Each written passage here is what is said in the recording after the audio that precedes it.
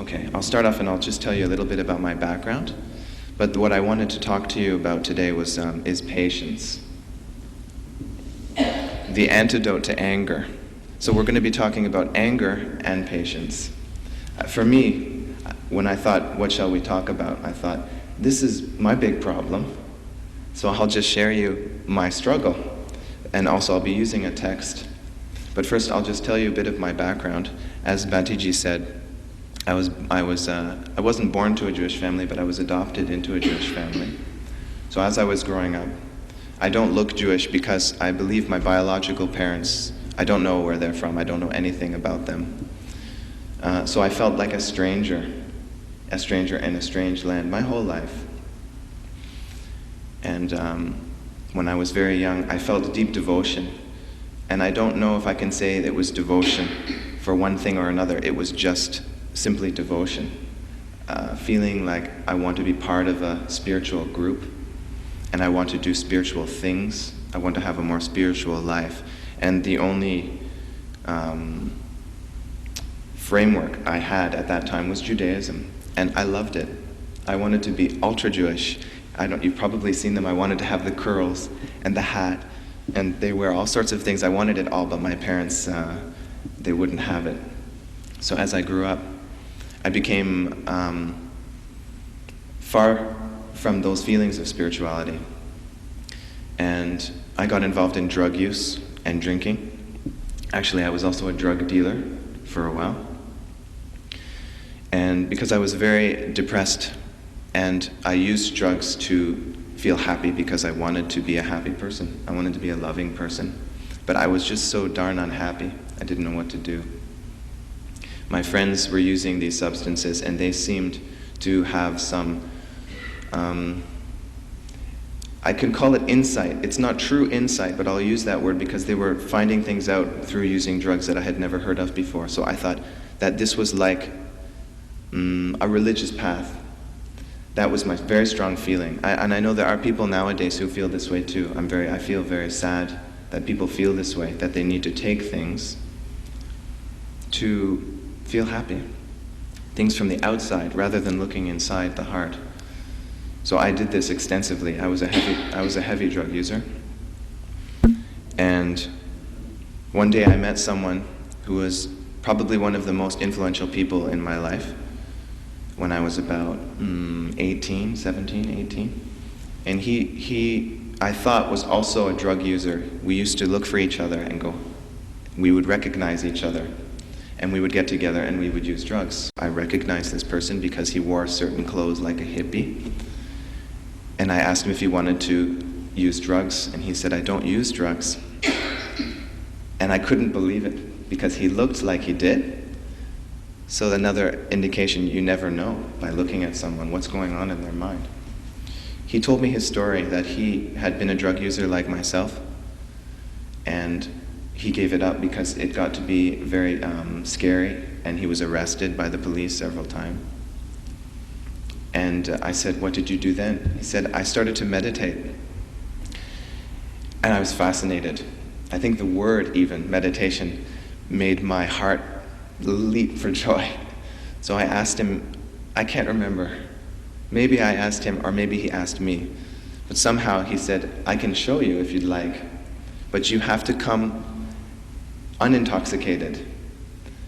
And I'm not sure, but I believe that I went without taking drugs.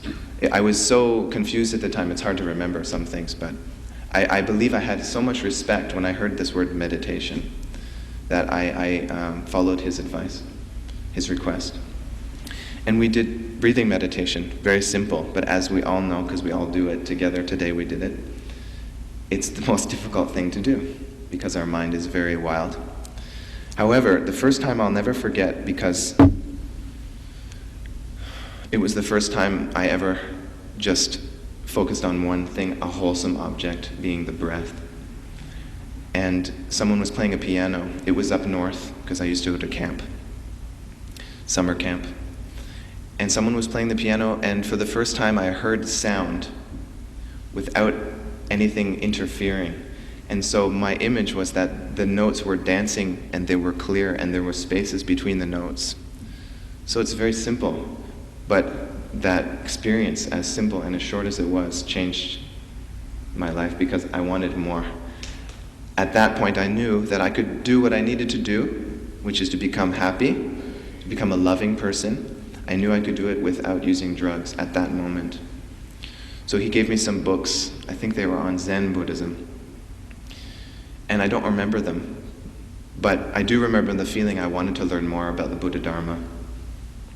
I went to university and I took all of the least practical courses, things that would never get me a job. I took Buddhism and I took religion because finally I had a choice of what I could study. And I ever since I heard the word meditation and also Buddha, I think that was it. I was hooked, as they say. A different kind of hooked. I was hooked by the compassion of the Buddha. I cry now and then, so you'll have to forgive me. So I was hooked and I took these courses, but it wasn't enough because I misunderstood them a lot. I heard things like no desire and no possessions, and I did very strange things, like I started to fast extensively, depriving myself of food, and it seemed like the more I read about Buddhism, the more I suffered, so I knew I had some problems understanding the Dharma, because it's so foreign to our normal ideas. So I knew I needed a teacher. So I met, maybe some of you know him, Professor Suwanda Sugunasiri. Maybe this is part of my Sri Lankan connection. I went to see him because my professor told me he's a Buddhist. He's a real live Buddhist. So I went to see him. I told him actually that I wanted to become a monk. I had read the Digha Nikaya, and there was one sutra in it called The Benefits of Being a Wandering Monk. And at that moment, when I heard about the Buddha and his monks in the forest, that was the end of my previous course of action, which was one of self-destruction. And I knew that the only thing that made sense for me in this life was to be a monk, from that very sutra. So I often look at that sutra again, and I always place it on my head in reverence. I'd say it's my favorite sutra.